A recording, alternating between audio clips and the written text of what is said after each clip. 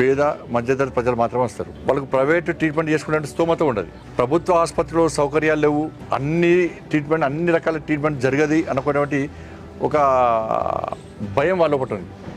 వీడికి వచ్చిన పేషెంట్ బయట ప్రైవేట్ హాస్పిటల్ పోయేటువంటి అవకాశం ఉండదు. వీడికి వచ్చిన పేషెంట్ మన సిద్దిపేట కరీంనగర్కు పోయేటువంటి అవసరం ఉండదు. వీడికి వచ్చిన పేషెంట్ ధైర్యంగా ఆరోగ్యంగా బయటికి రావాలి. ఈ మొత్తం కలిపి వేములవాడ, హుస్నాబాద్, హుజురాబాద్, జమ్మిగూడ సంబంధించి 5 కోట్లకు పైగా NMDC వారితో మాట్లాడి CSR ఫండ్ మనం తీసుకోవడం జరిగింది. దాదాపు 1 కోటి రూపాయల వరకు ECG మిషన్ కానీ, అల్ట్రాసౌండ్ కానీ, ఆటోక్లేవ్ ఆపరేషన్ థియేటర్ కోసం డయాథెరపీ మిషన్ కానీ, అనస్థీసియా మిషన్ కానీ, ఎమర్జెన్సీ రికవరీ ట్రాలీ కానీ, సిరంజ్ పంప్ యూనిట్ ఇట్లా అన్నీ కూడా మనం ఇవ్వడం జరిగింది.